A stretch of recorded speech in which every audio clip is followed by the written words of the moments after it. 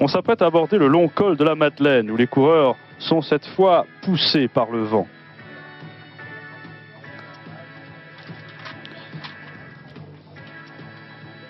Robert Millar est le nouveau leader du classement de la montagne et il tient à justifier cette position. Dès les premières rampes du col de la Madeleine, il quitte le peloton. Hinault derrière est noté en difficulté. Et Fignon sera le premier à le rejoindre en compagnie de Jiménez, de Lemon, d'Arroyo, de Delgado, de Munoz, de Criquelion, de Kelly, de Greuset, d'Anderson et de l'étonnant Yvon Madieu. Millar est donc rejoint, tout est à recommencer.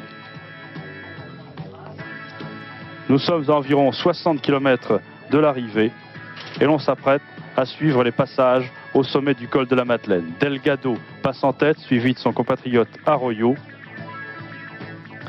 Robert Millar passe à 6 secondes, ainsi que Laurent Fignon. Bernard Hinault accuse 1 minute 10 de retard. Il passe en compagnie de son équipier, le Suisse Niki Rutiman.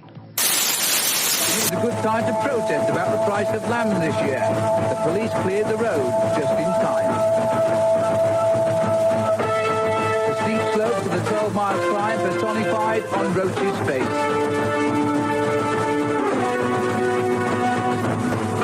Behind, Delgado is warming to the occasion as the hill got tougher.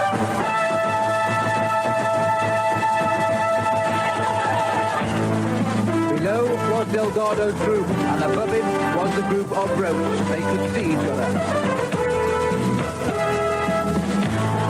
Over the top of the climb, Roach was still clear with a long descent to come before the last mountain to the finish.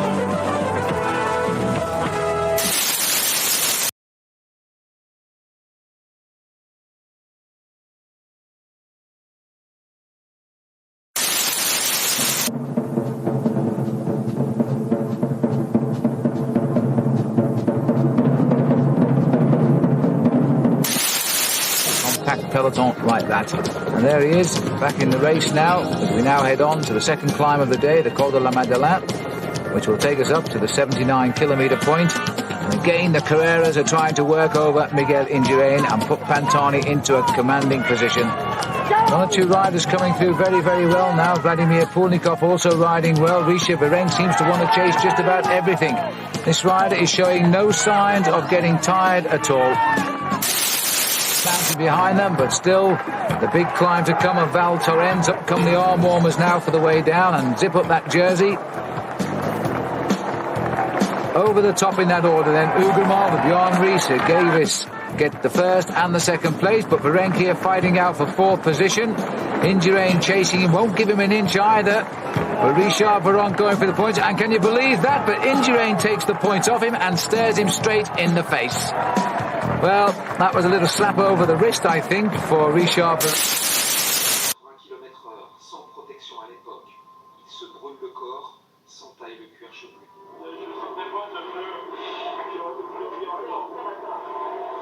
Non, je ne sentais pas, je sais pas ce qu'il avait, j'ai raté des virages.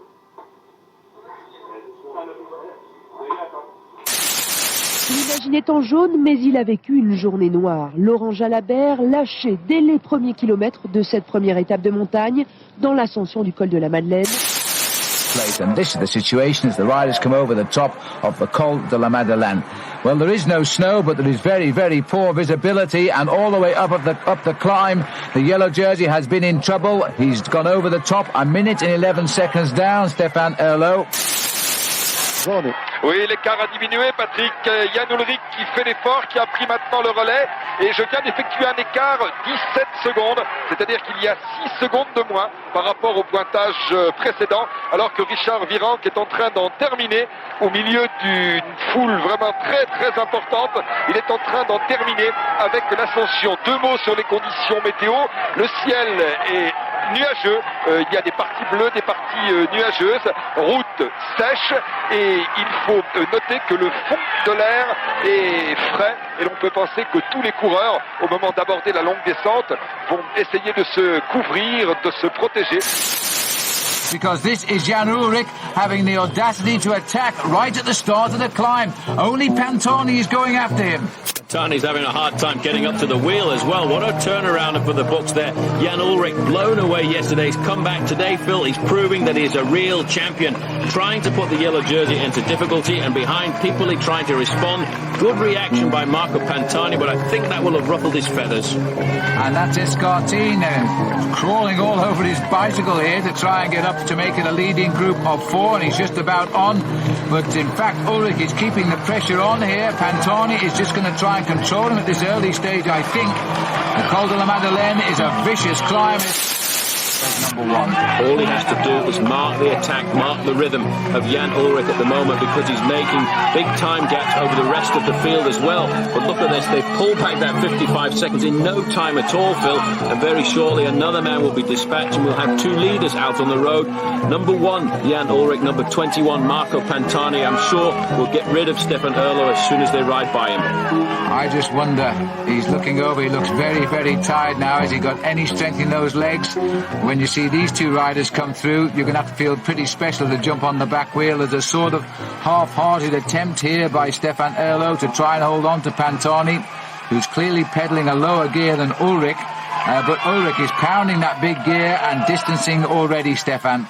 Certainly was a lot of talking went on last night, I would think. The coach of Jan Ullrich was on the phone, Peter Becker. He would have been explaining to him, look, you are a great champion. You can't walk away from the Tour de France. And certainly our friends from the German television felt that Jan Ullrich would not start the stage this morning, but he's come out, and he's come out fighting to prove that he is a great champion. At 23 years of age, he's bounced back from that terrible day he had yesterday, and he's going out to fight the Tour de France all the way up to Paris. Well, he slipped away from the overall podium positions, but I think he's getting himself back up there in one fell swoop. Very close to Botero, and certainly I think we'll see the full group come together, Phil, before the climb of Courchevel. Here comes Richard Virenque now as his teammate moves over, just checking is anybody going to bother. The answer is no, because the King of the Mountains has already gone over the top. And so Richard Virenque gets the 6th place, and Lance Armstrong over the top and can now tick another mountain off in the Tour de France, and he hasn't been challenged yet. Mountain bike techniques going off the slopes of this very long descent. 30 kilometres from the summit. When the riders reach the summit, they still face 67 kilometres to go to the finishing line, and that correlates to about 42, 43 miles, and 12 miles of those are up the last climb of the day to the finish here at La Plagne. Jalabert should get himself maximum points over the top here. That will give him 35 points, and that will extend his advantage over Santiago Botero to around about 80 points, and that should...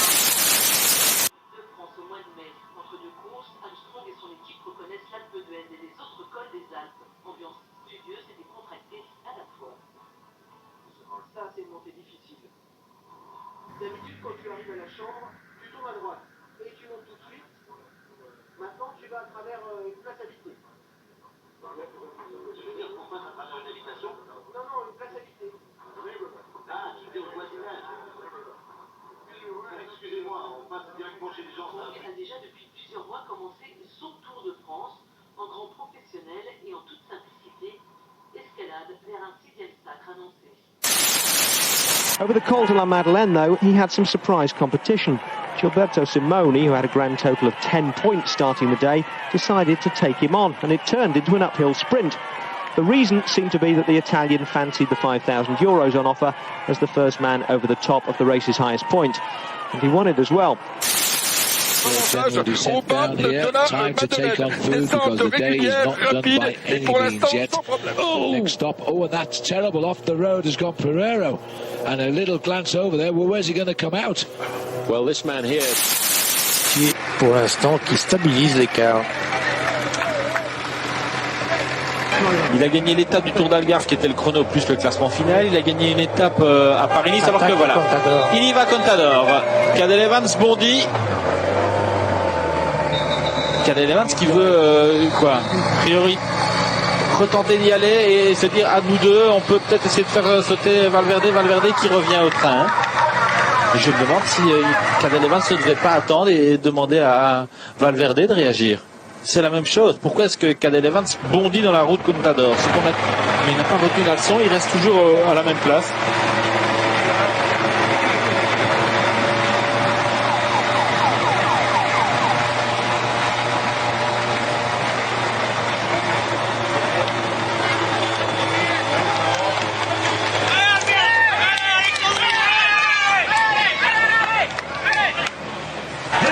14 juillet à Digne-les-Bains. C'est déjà qu'il faudrait que je vérifie, je n'ai pas la mémoire. Je sais que c'était le jour de la fête nationale, en tout cas à Digne-les-Bains, et il était avec un Belge dans l'échappée, il était avec Axel Merckx, c'était une longue échappée ce jour-là, en 2005. Voilà David Moncoutier qui a parfaitement géré sa course et qui est allé chercher, chapeau, bravo pour David Moncoutier, et l'étape donc pour le coureur de la formation Cofidis. Pour l'honneur, on devrait quand même le laisser passer la ligne devant. Fuglsang, Gesink, Valverde, Contador. Evans s'accélère une nouvelle fois. Fuglsang, il faudra le revoir, ce jeune Danois.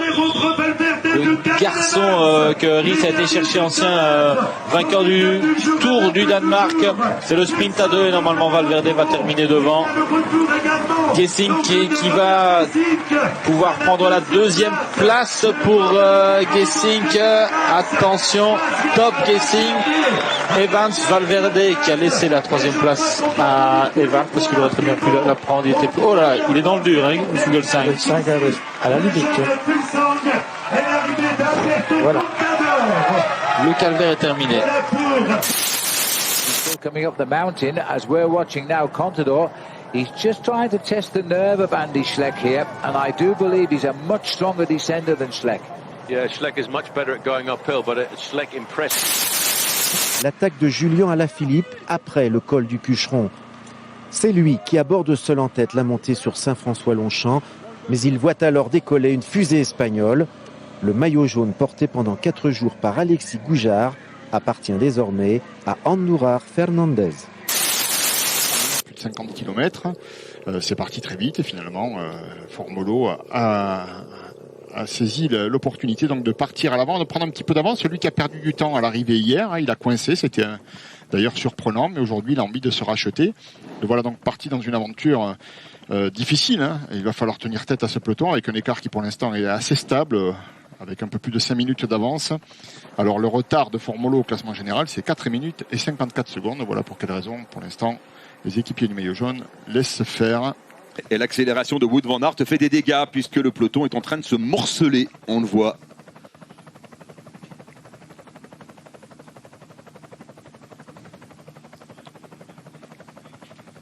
Ah, Wout van Aert, quel talent, hein.